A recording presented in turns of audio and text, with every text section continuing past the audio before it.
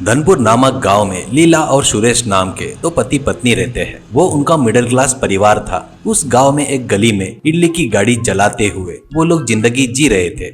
हर रोज मिलने वाले थोड़े पैसों से वो पति पत्नी दोनों बड़े खुशी से जी रहे थे।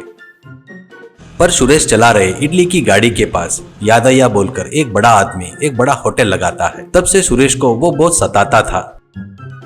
एक दिन यादయ్య सुरेश की गाड़ी के पास आकर, ये देख सुरेश, तू यहाँ तेरी इडली की गाड़ी निकाल ले। मैं यहाँ पर होटल बनाया हूँ ना, मेरे हिसाब से कस्टमर सभी मेरे होटल में आने को होना। पर तू ऐसे 10 रुपए में इडली बेचे तो कैसे? मेरे होटल में 20 रुपए इडली है। जल्दी से तू यहाँ से चला जा सुरेश, ऐसा कहता है। सुरेश की पत्नी लीला, यादయ్య जी, आप बहुत बड़े आदमी हो। ऊपर से आपने अभी अभी यहाँ पर होटल लगाए हो। हम तो कब से यहाँ पर बेच रहे हैं। आपके होटल से हमारी गाड़ी की कोई बराबरी नहीं है जी, ऐसा कहती है। वो बातें सुनकर यादయ్య, ये क्या रे सुरेश, तेरे में दम नहीं है क्या? बाजू में पत्नी से बात करवा रहा है, तेरे से उतना भी नहीं होता क्या बात करना?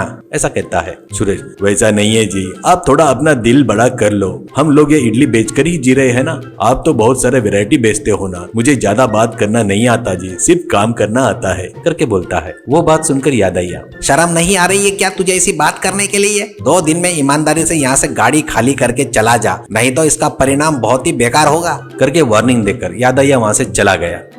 शाम को सुरेश और लीला उनके घर में बैठकर दुखी होकर सोच रहे थे। लीला अपने पति सुरेश से, क्यों जी आप इतने डल हो? अभी क्या हुआ है जी? उसने खाली कर बोला तो अपन खाली कर देना क्या? ऐसा कहती है। सुरेश, वो नहीं लीला, यादయ్య पैसे वाला ही नहीं, बहुत बुरा आदमी भी है। कुछ कम ज्यादा हुआ तो अपनी जिंदगी बहुत छोटी है, कहकर लीला को समझाने की कोशिश करता है। इससे लीला, ठीक है जी, पक्का अपने को कोई न कोई उपाय मिलेगा। उस यादయ్య को थोड़ा सा समय दो करके बोलते हैं, करके पति को समझाती है। ऐसे ही रहते हुए 2 दिन बाद सुरेश और लीला के घर पर लीला की बहन सुमित्रा आती है। सुमित्रा लीला से, दीदी कैसी हो? तुम लोग से मिलने के लिए मैं मेले में जा रही हूँ करके बताकर तुम्हारे घर पर आई हूँ, करके बताती है। लीला तुरंत, डायरेक्ट अपने घर पर आ सकती हो ना, ऐसा कहती है। सुमित्रा, वो नहीं दीदी, आप और जीजाजी घर छोड़कर जाकर शादी कर लिए ना, इसलिए माँ तुम्हारा नाम लिए तो चिल्लाती है। इसलिए पड़ोस के गाँव में मेला चल रहा है तो वहाँ पर जा रही हूँ करके बताकर तुम्हारे पास आई। तभी वहाँ पर सुरेश आता है।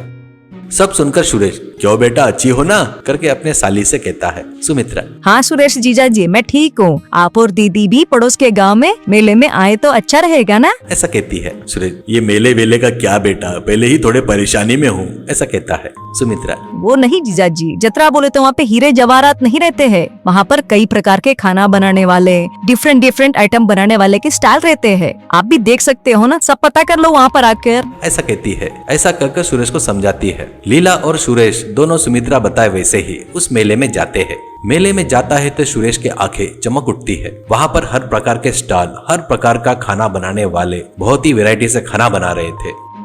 वहाँ पर सुरेश के दिल को एक चाइनीज नूडल्स और फ्राइड राइस बनाने वाला स्टॉल आकर्षित करता है। इससे सुरेश अपनी पत्नी लीला से, लीला वहाँ पर जाएंगे लीला, वो थोड़ा वैरायटी लग रहा है, वो देखकर सीखेंगे, ऐसा कहता है। फिर पत्नी सुमित्रा और सुरेश मिलकर वहाँ पर जाते हैं। वहाँ सुरेश बहुत देर खड़े होकर देखता है। वहाँ पर बन रहे नूडल्स, मंचूरियन, फ्राइड राइस, ये सब सुरेश को नया लगता है। और सुरेश उस बावर्ची से, अरे सुनो, ये कैसे बनाते हैं, मुझे थोड़ा सिखाओगी क्या, ऐसा कहता है। तो बावर्ची, क्या भैया, ये कोई बड़ी बात नहीं है। अब ये देखो, इसके पैकेट मिलते हैं, इसे नूडल्स कहते हैं। इसे लेकर उबाल कर, इसे ऐसे करके डालकर नूडल्स बनाने की पूरी प्रोसीजर बताता है। तो सुरेश, धन्यवाद भाई, वो भगवान ही आपको मेरे लिए यहाँ पर भेजा है, ऐसा कहता है। फिर लीला से, लीला अब अपन चलते हैं, कल से अपन इडली नहीं बेचेंगे, ये चाइनीज प्लेटर बेचेंगे, ऐसा कहता है। सुमित्रा, जीजा जी आप तो बड़े बुद्धिमान हो, तुरंत ही पकड़ लिए, आपका सब अच्छा हो, ऐसा कहती है। सोचे वैसे ही सुरेश और लीला अपने गाड़ी पर चाइनीज प्लेटर 100 रुपए में कहकर लिखते हैं। उस प्लेटर में मंचूरियन, नूडल्स, मोमोज और फ्राइड राइस भी था।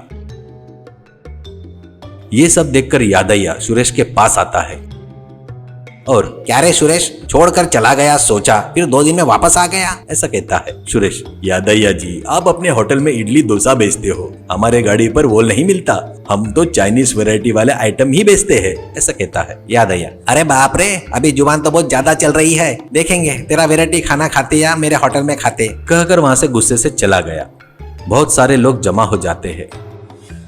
कोई भी वो प्लेटर खाने की हिम्मत नहीं करता। शाम हो जाती है, लीला मायूस हो जाती है। तब लीला अपने पति सुरेश से क्यों जी, एक व्यक्ति भी आकर टेस्ट नहीं कर रहे हैं, अब कैसे? ऐसा कहती है। सुरेश, चिंता मत कर लीला, नए आइटम पर लोग एक साथ भरोसा नहीं करते, नहीं खाते। उसका टेस्ट पता चला तो फिर आएंगे।